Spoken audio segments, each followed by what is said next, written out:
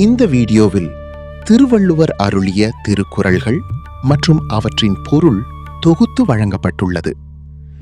தேசகுரல் TV வழங்கும் திருக்குறள் தொடர் தொகுப்பு விஜயகுமார் PE. திருக்குறள் விளக்கம் வழங்குபவர் நா.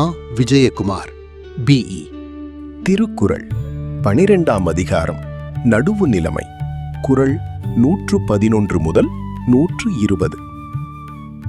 குறள் 111. தகுதி எனவொன்று நன்றே, பகுதியால் பார்ப்பட்டு ஒழுகப்பெறன். பொருள்: எந்த பக்கத்தையும் சாராமல் அனைவரிடமும் சமநிலையுடன் நடப்பதே சிறந்த குணம். குறள் 112. செப்பம் உடையவன் ஆக்கம் சிதைவின்றி எச்சத்திற்கு ஏமாப்பு உடைத்து. பொருள்: நேர்மையும் நடுநிலையும் உடையவனின் செல்வம் அவனுக்கு பின் வருவோருக்கும் பாதுகாப்பாக இருக்கும். குறள் 113. நன்றே தரினும் நடுவிகந்தாம் ஆக்கத்தை அன்றே ஒழிய விடல். பொருள்: நடுநிலையை இழந்து கிடைக்கும் லாபம் நன்மை தருவதாக இருந்தாலும் அதை தவிர்க்க வேண்டும். குறள் 114. தக்கார் தகவிலர் என்பது அவரவர் எச்சத்தால் காணப்படும். பொருள்: ஒருவர் நீதியுடையவரா இல்லையா என்பதை அவரை பற்றி பிறர் கூறும் கருத்துக்களால் அறியலாம். குறள் 115. கேடும் பெருக்கமும் இல்லல்ல நெஞ்சத்து கோடாமை சான்றோர்க்கு அணி. பொருள்: வறுமையும் செல்வமும் இயல்பானவை, மனம் கோணாமல் இருப்பதே சான்றோரின் சிறப்பு. குறள் 116.